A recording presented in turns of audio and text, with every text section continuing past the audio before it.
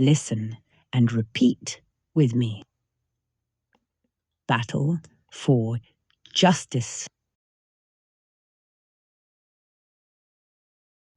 Illusim Veloria continent, a land where power dictates survival and destiny. Stretching trillions of light years away in a universe governed by entirely different laws of nature, this place is home to both humans and magical beasts, each striving to ascend through ancient methods of cultivation, absorbing the raw power of chi directly into their bodies. Cultivators on Illusim Veloria practice the absorption of chi method, a technique as old as the world itself. The chi they gather colors their internal energy differently depending on their bloodlines and unique attributes. And there are 10 levels of cultivation, each representing a different stage of mastery. 1.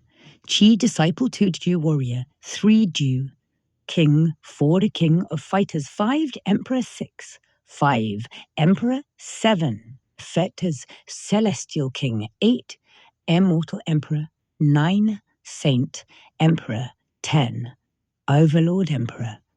On this continent, survival is a ruthless game of power.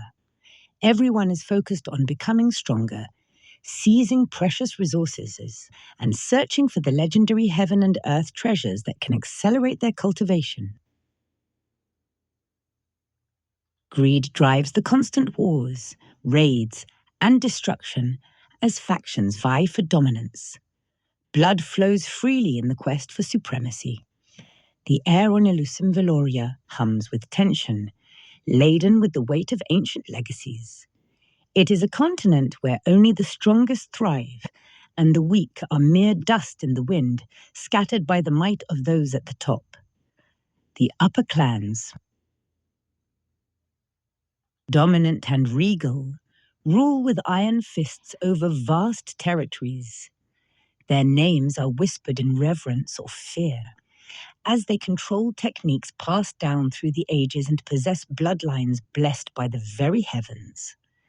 But even above these ruling clans, the superclans stand unchallenged. They are the lords of entire regions, their influence reaching to the farthest corners of their continent. Their control over powerful ancient arts and unimaginable resources is absolute.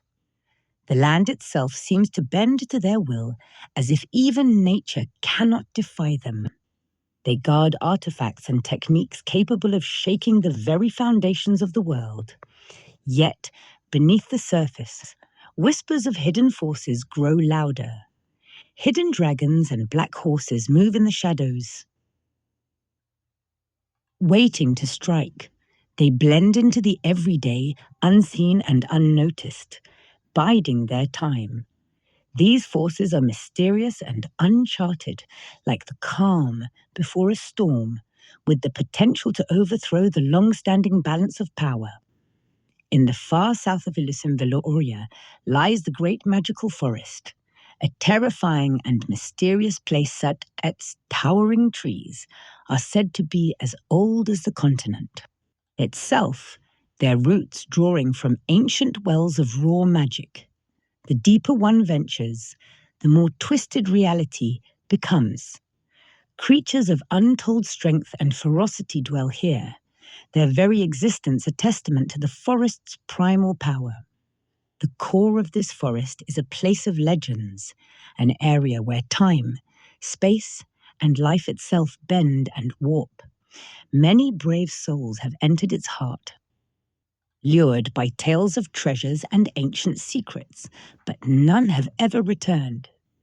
The core is rumored to hide an unknown power, a force so potent it could rewrite the very fate of the world. But it is said to be guarded by unimaginable dangers, where even the strongest warriors and cultivators meet their demise. The forest lives and breathes its secrets buried deep within its roots. A place where glory and ruin are separated by the thinnest of margins. Illusim Veloria is a continent constantly in flux, where power shifts like the tides, and ancient mysteries lurk around every corner. The strong rise, the weak fall, and in the shadows, hidden forces grow ever closer to revealing themselves. It is a place where ambition and greed fuel relentless conflict, and where the future is shaped by the unyielding pursuit of strength. Chapter 2, Lian Clan. In the southeastern border of the Elusim continent, where the rugged landscape met the expansive sky, lay the Lian clan. Their main hall, a modest yet elegant structure, crafted from ancient timber, stood as a testament to their storied past.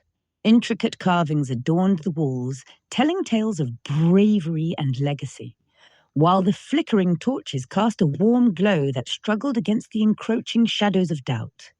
At the head of the long, polished table sat Lian Mu, the clan patriarch. His face, usually a mask of calm authority, was marred by a deep furrow of dissatisfaction. The weight of his responsibility pressed heavily upon him, and his piercing gaze swept over the assembled elders, each one reflecting a tapestry of concern and apprehension. Elders, we must address the troubling developments concerning the Husan clan. Lian Mu began, his voice steady but tinged with urgency. What has prompted their unprovoked attacks on our people? The first elder, a seasoned figure, with silver-streaked hair and wisdom etched into his features, leaned forward. Patriarch, it appears they are bolstered by support from a larger clan, emboldening their arrogance. After Husan, their patriarch, broke through to Night King tier, their demeanor has changed drastically. A murmur of unease rippled through the hall, the elders exchanging glances that spoke volumes. The flickering flames danced in the shadows, mirroring the growing tension in the room. Lian Mu's expression hardened as he absorbed this news. Their arrogance poses a grave threat to us. If we allow this to continue unchecked, our clan may face dire consequences. An elder with a fierce spirit slammed his hand on the table, causing the polished surface to shudder. We cannot stand by as they trample our people. Our honor is at stake. Raising his hand for silence, Lian Mu's voice cut through the fervor. We must be strategic in our response. Engaging in a reckless confrontation will only invite disaster. We need to gather intelligence on this, larger clan, and understand their motives. The first elder nodded, a flicker of hope igniting in his eyes. And if we can uncover their weaknesses, perhaps we can leverage them to our advantage. Indeed, Lian Mu agreed, his tone resolute. Our survival depends on unity and cunning. We shall strengthen our defenses and fortify our alliances, but we must do so with wisdom and caution. As the elders contemplated their patriarch's words, a sense of resolve began to weave through the hall, dispelling the shadows of fear. The flickering flames, once a symbol of doubt, now illuminated their path forward, reflecting the indomitable spirit of the Lian clan. Later that evening, after the tense meeting with the elders, Lian Mu returned to his ancestral home. As he stepped through the threshold, the weight of his responsibilities seemed to press down even more heavily. His gaze swept the room and landed on his wife, Liana, sitting by the window, softly illuminated by the warm glow of a flickering lantern. Her eyes, filled with both love and worry, met his, silently asking if there was any good news. Lian Mu sighed, but before he could speak, a burst of laughter drew his attention. His daughter, Lian Kia, dashed across the room, her tiny feet barely making a sound as she ran toward him. She jumped into his arms, her childlike joy filling the space with a fleeting moment of peace. Lian Mu held her close, burying his face in her soft hair. For a moment, all the burdens, all the fears melted away in the simple warmth of his daughter's embrace. As he looked at her innocent face, her wide, bright eyes, he felt the fierce pull of love and the unshakable determination that he would protect her, no matter the cost. She was his world, his reason to keep fighting. Leanna stood and walked over, placing a gentle hand on his shoulder. "You've done all you can for now," she said softly, her voice soothing like a balm to his weary soul. Lian Mu nodded, but the fear lingered in his chest. He knew the storm was coming. The Husan clan's ambitions could soon reach their doorstep, and yet in that small moment he allowed himself the solace of his family's presence, vowing silently that he would fight until his last breath to ensure they were safe.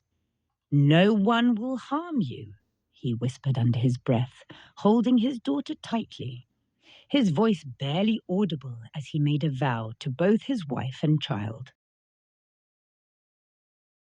Chapter 1.